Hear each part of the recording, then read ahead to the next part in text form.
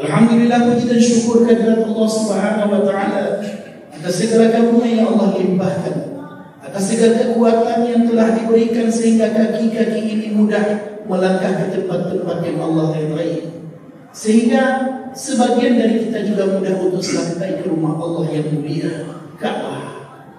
Ibadah haji yang telah ditunaikan, mudah-mudahan rasa syukur kita tidak juga kurang.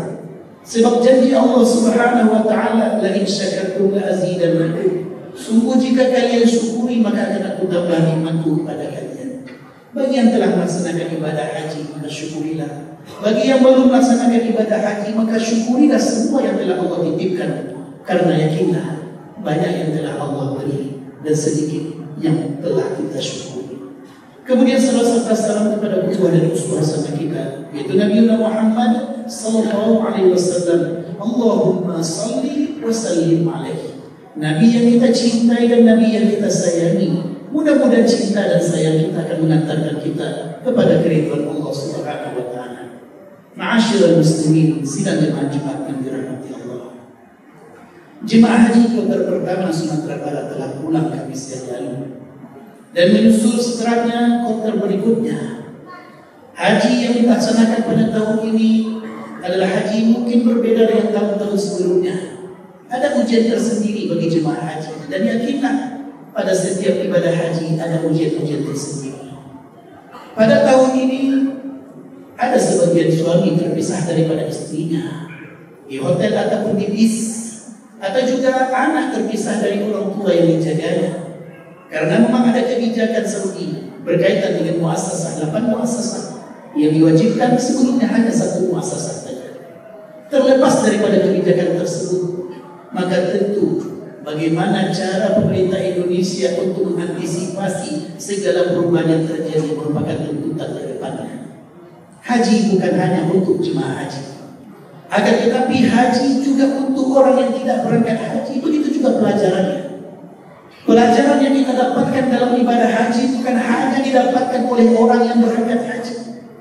Bahkan bagi kita yang tidak berangkat pun, kalaulah kita renungi, akan banyak pelajaran luar biasa yang kita dapatkan. Maka pada kesempatan khutbah yang singkat ini, kita akan ambil beberapa hikmah untuk kita yang tidak berangkat melaksanakan ibadah haji dari rukun haji yang dilaksanakan oleh jemaah haji. Ma'asyiral muslimin, sidang jemaah yang dirahmati Allah. Ketika kaki pertama kali melangkah ke Ka'bah, ketika jemaah haji datang ke kota Mekah, maka yang pertama mereka lakukan biasanya adalah melaksanakan tawaf. Setelah mereka miqat, setelah mereka berihram berniat di tempat miqat masing-masing, maka ketika sampai di kota mereka, maka mereka akan melaksanakan ibadah tawaf. Sudah banyak harta yang dikeluarkan, sudah banyak peluh yang keluar, sudah banyak tenaga yang telah mereka keluarkan. Tapi yakinlah, tidak ada yang sia-sia di sisi Allah Subhanahu wa taala. Inilah pelajaran pertama. Jangan pernah merasa rugi untuk sesuatu apapun yang kita perjuangkan di jalan Allah. Maka infak dan sedekah yang kita lakukan juga mengajarkan kepada kita bukan hanya sekedar membantu orang lain. Kalaulah kita bawa hadis sahih yang sampai kepada kita, hadis qudsi yang sampai kepada kita tentang bulan Ramadan, lalu kita bawakan bahwasanya yang pertama kali mendapatkan manfaat dari perbuatan baik kita adalah kita sendiri. Kalaulah ada sedekah dan infak yang kita berikan kepada orang lain sebelum orang lain mendapatkan manfaatnya, maka yang pertama mendapatkan manfaatnya adalah orang yang memberi. Sebab tidak ada sesuatu yang sia-sia di jalan Allah Subhanahu wa taala. Maka ini juga yang kita katakan, apapun dan berapa banyak pun biaya yang dikeluarkan oleh jemaah haji untuk sampai di sana, baik reguler atau plus ataupun lebih daripada itu, maka jangan pernah anggap itu duit keluar. Anggaplah itu sebagai saldo rekening akhirat kita, tambahan-tambahan saldo untuk akhirat kita. Maka tidak akan pernah kita merasakan rugi dengan perbuatan baik yang kita lakukan di depan Allah Subhanahu wa taala. Belajarlah dari hal yang kecil-kecil supaya untuk sesuatu yang besar nantinya kita mudah untuk melaksanakannya. Berapapun biaya yang dikeluarkan untuk sampai ke tanah suci, maka sebagai manusia bersyukurinya, maka Allah pasti akan membalasnya, dan bukan balasan hanya di akhirat yang didapatkan. Seringkali kita dengar di dunia Allah cepatkan balasannya. Ma'asyiral muslimin, sidang jemaah Jumat yang dirahmati Allah. Yang kedua, ketika selesai melaksanakan tawaf, maka biasanya jemaah umrah ataupun haji akan melaksanakan sa'i.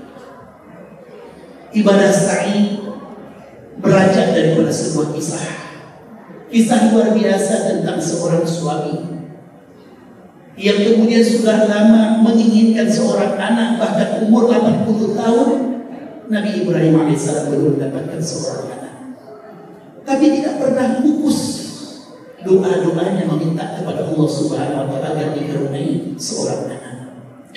Maka begitulah cara orang meminta berharap kepada Allah.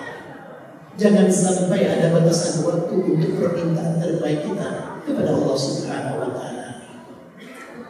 Dan ketika Allah berikan rezeki seorang anak yang bernama Ismail, baru saja lahir Allah perintahkan untuk ditinggalkan di tengah padang pasir tandus yang telah bernama Mekah.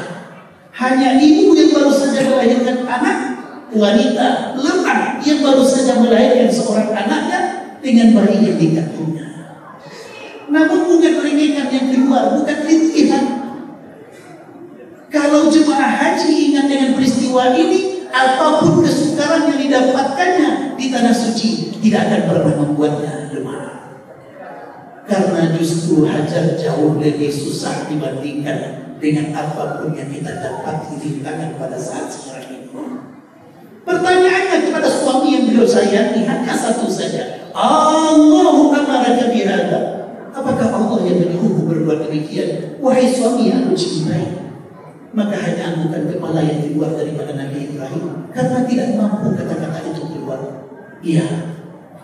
Maka keluarlah dari mulut seorang wanita, ibu yang sangat sayang kepada anaknya, istri yang sangat percaya kepada suaminya. Ilai la yubayyi'an Allah. Kalau itu perintah Allah, maka Allah tidak akan pernah menyia-nyiakan kami. Bawalah ini dalam kehidupan kita. Kalaupun nanti dalam perjalanan kehidupan kita ada pasangan hidup kita yang mendahului, lalu kemudian kita sendiri yang membesarkan anak-anak, maka camkanlah kepada pasangan hidup kita dari sekarang bahwasanya membesarkan anak itu perintah Allah.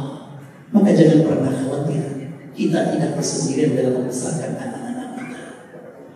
Akan ada saja cara Allah untuk mendekatkan rezeki kepada anak-anak kita, karena masing-masing jiwa punya rezekinya masing-masing. Kalau kita melepas orang tua kita berangkat, umurnya sudah tua, sebelum kita titipkan mereka kepada rombongannya, sebelum kita titipkan kepada kloternya, titipkan dulu kepada Allah Subhanahu wa Ta'ala. Kalau kita akan melepas anak-anak kita untuk berangkat sekolah jauh daripada kita, tidak tahu siapa di sana dan tidak ada keluarga kita di sana, maka jangan pernah takut. Titipkan mereka dahulu kepada Allah, karena Allah selain penjaga setiap menyalahkan anak. Lengkapkanlah doa-doa kita untuk anak-anak yang kita sayang. Sebab yang berangkat ke tempat-tempat tersebut bukan seorang dua orang, dan banyak orang yang telah pulang, dan semua banyak kemudahan yang Allah berikan. Anak-anak kita sekarang ini sudah masuk waktunya untuk masuk ke sekolah-sekolah yang mereka inginkan, ke kampus-kampus yang mereka inginkan. Kalaulah ada di antara anak kita yang justru mendapatkan peluang untuk belajar jauh daripada kita di Padang, jauh daripada kita di Sumatera Barat, jauh daripada kita di Indonesia, maka lepaslah mereka. Karena menuntut ilmu itu adalah perintah Allah. Dan kalau ada perintah Allah, Allah tidak akan pernah menyia-nyiakan mereka. Bawalah ini selalu dalam kehidupan kita. Seberat apapun beban hidup yang ada, yakinlah Allah tidak akan pernah menyia-nyiakan kita para hamba. Maka kemudian Allah uji hajar pada diri seorang ibu. Titik lemah seorang ibu adalah tangisan bayinya.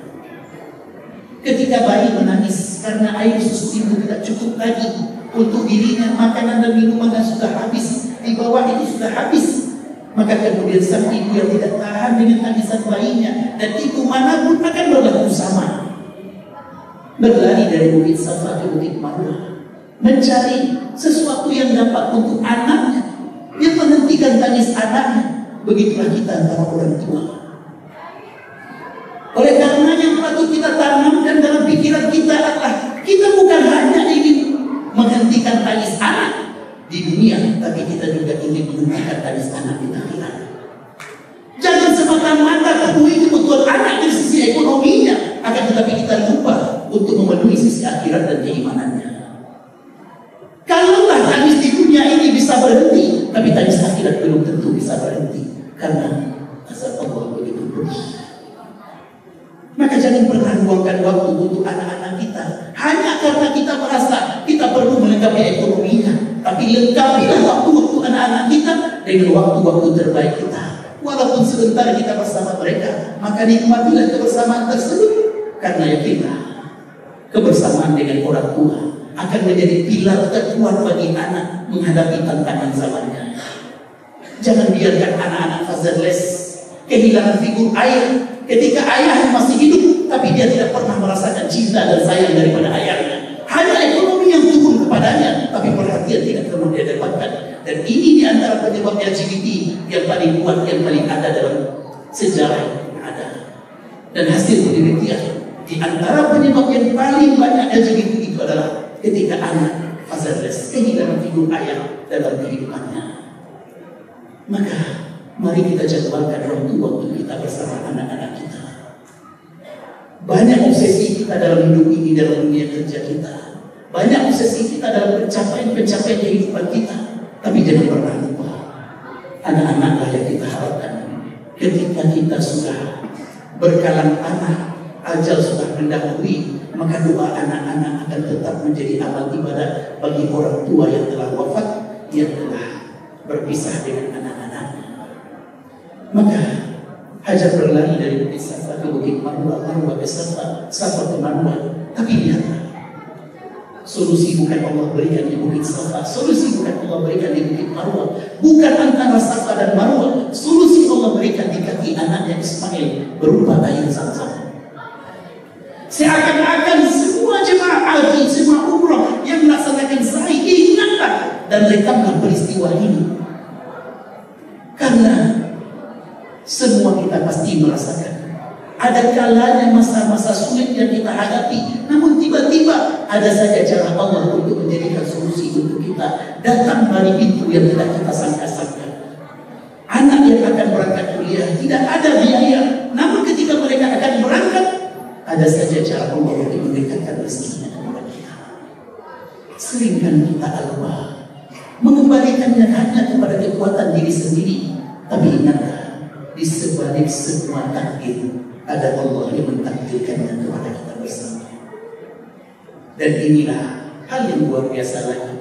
Air Zam-Zam bukan hanya cukup untuk peristiwa Hajar dengan anaknya Ismail. Air Zam-Zam bukan hanya cukup untuk penduduk kota Mekah. Air Zam-Zam bukan hanya cukup untuk kerajaan Arab Saudi. Air Zam-Zam cukup untuk siapapun yang datang ke sana dari berbagai dunia, minum sepuas-puasnya, lalu bawa. Tidak pernah ada air Zam-Zam yang dikatakan habis. Itulah berkah. Sebelum kita berbicara tentang banyaknya rezeki, mari kita berbicara tentang berkahnya rezeki. Sebelum kita bicara tentang banyaknya anak, mari kita bicara tentang berkahnya anak. Sebelum kita bicara tentang banyaknya jabatan, mari kita bicara tentang berkahnya jabatan.